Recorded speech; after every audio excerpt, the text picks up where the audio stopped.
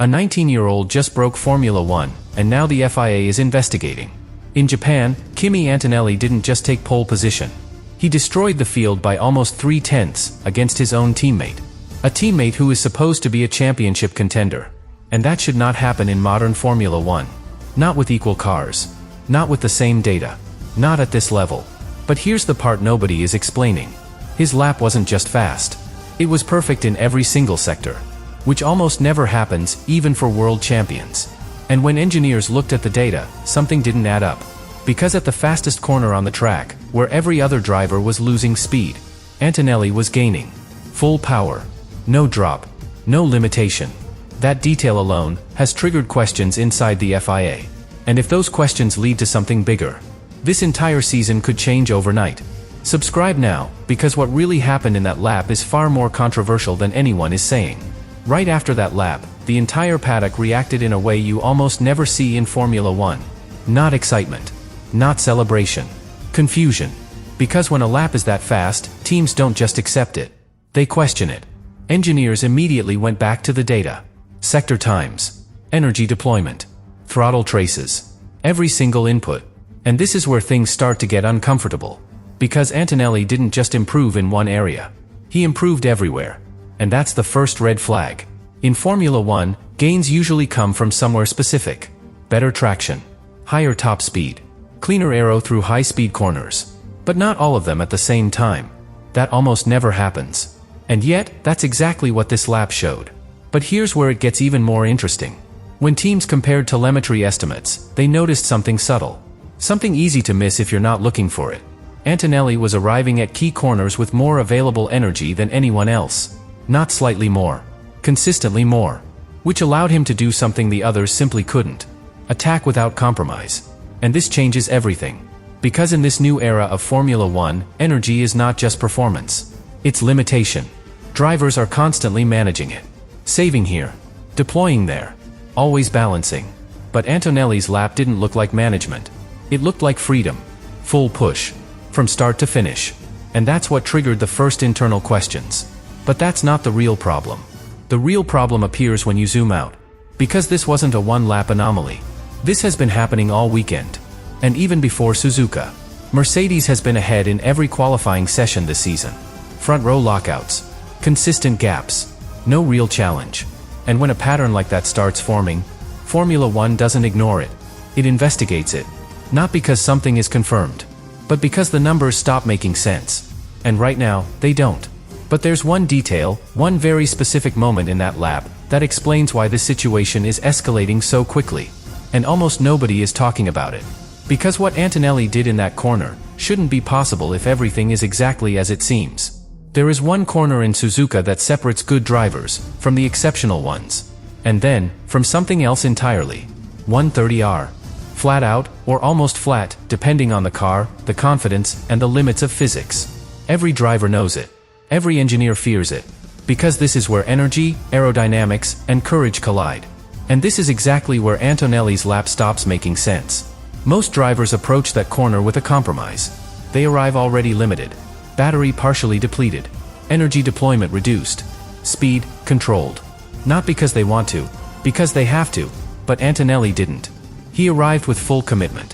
Full energy. And more importantly, full stability. No lift. No correction. Nothing. And when the data was analyzed, the difference became impossible to ignore. He carried significantly more minimum speed than anyone else. Not by a tiny margin. By a gap that, at that level, feels almost unrealistic. And here's the key detail. He did it without triggering energy loss. No sudden drop in deployment.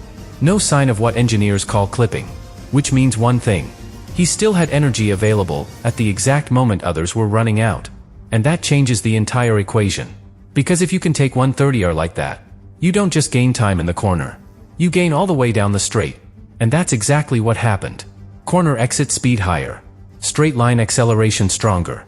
Top speed unmatched. It's a chain reaction. And it all starts from one place. Energy availability. But here's where things take a deeper turn. Because this isn't just about having more energy. It's about how that energy is being managed across the entire lap. And according to the analysis, Antonelli's deployment wasn't aggressive. It was precise. Almost surgical. He used maximum deployment where it mattered most, then recovered energy in places others couldn't. Braking zones, micro-phases, moments that, to the naked eye, look irrelevant. But they're not. They're everything.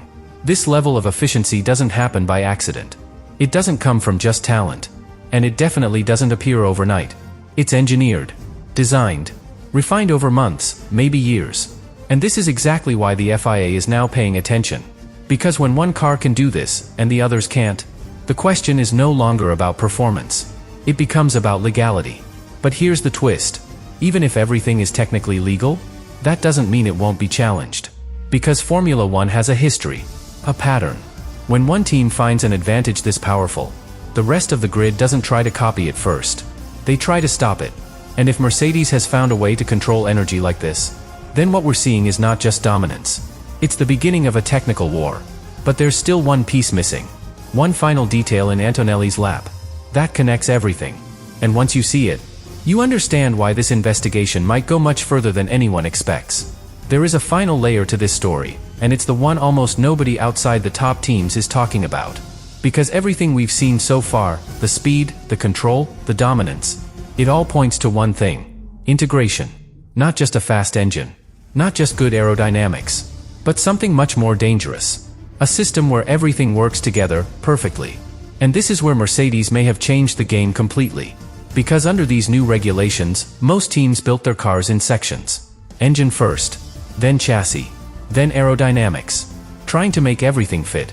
Trying to make everything work. But Mercedes didn't do that. They designed everything together, from the very beginning. Which means their energy system is not just efficient. It's synchronized with the car. Cooling, weight distribution, aerodynamic behavior. Everything connected. Everything optimized. And here's why that matters more than anything else. Because when you have that level of integration, you don't just gain performance. You eliminate weaknesses. No overheating when harvesting energy. No instability when switching aero modes. No unpredictable balance in high-speed corners. And that's exactly what we saw in Antonelli's lap. The car never looked on the edge. It never looked nervous. It looked comfortable. At speeds where comfort shouldn't exist. And that's what caught the attention of the FIA. Not just how fast the car was, but how stable it was while doing it. Because normally, when a driver pushes that hard, there's a trade-off. Grip for speed. Stability for aggression. But here, there was no visible trade-off. And that raises a very specific question. Is Mercedes operating closer to the limit? Or have they moved the limit itself? Because if they've redefined where that limit is, then every other team is chasing the wrong target. And that's a much bigger problem than just one pole position. But here's where things become even more sensitive. Because the FIA doesn't just investigate what is illegal. They investigate what could become dominant. What could break competitive balance. What could force regulation changes. And Mercedes, right now, is dangerously close to all three. 3 races. 3 pole positions. Front row lockouts. A performance gap that is growing, not shrinking. And a rookie driver, executing like a world champion. That combination is not normal. It's disruptive. And when something in Formula One becomes disruptive, it doesn't stay untouched for long. But there is still one final piece. The piece that connects the car, the driver, and the investigation itself. Because this isn't just about how Mercedes built the fastest car. It's about how Antonelli is using it. In a way that might be exposing something no one was supposed to notice yet. And that is where this story reaches its breaking point. And now, we reach the point where everything connects. Because there's a difference between having the fastest car and unlocking something inside that car that no one else can access. And right now, Antonelli is doing exactly that. This is not just about Mercedes building a superior machine. It's about how that machine is being driven. Because when engineers looked deeper into the lap, they didn't just see efficiency. They saw timing. Perfect timing. Every deployment phase, every recovery phase, every micro adjustment of throttle and brake, all aligned with the exact moments the car needed it most. Not early, not late. Exact. And here's why that matters more than anything else. Because even if 2 drivers have the same car, the same system, the same tools, they won't use them the same way. And that's where Antonelli changes the equation. Because what he did in Suzuka was not just execution. It was understanding. At 19 years old, in one of the most complex regulation eras Formula One has ever seen, he didn't just drive the car. He maximized a system that most drivers are still learning how to manage. And that creates a very uncomfortable possibility. What if the performance we're seeing is not the full potential of the car? What if it's the first time someone has actually extracted it completely? Because if that's true, then Mercedes doesn't just have the fastest car. They have something much worse for the rest of the grid. Headroom, untapped performance, more speed, still hidden. And this is exactly why the FIA's attention is intensifying. Because if a system only looks extraordinary when pushed to its absolute limit, then the system itself becomes harder to evaluate, harder to measure, harder to regulate. And that's dangerous territory. Not because it's illegal, but because it's unclear. And in Formula One, anything unclear becomes a risk. But here's the final shift. The one that changes how you see everything. Because this investigation, it's not really about catching Mercedes doing something wrong. It's about understanding something no one else can replicate. Yet, because the other teams are not just watching Antonelli's lap, they're trying to decode it, corner by corner, phase by phase, looking for patterns, looking for answers. And so far, they're not finding enough. Which means one thing: whatever Mercedes has built, and whatever Antonelli has unlocked, it's ahead, not by tenths, by concept. And that's the kind of advantage that defines entire eras in Formula One.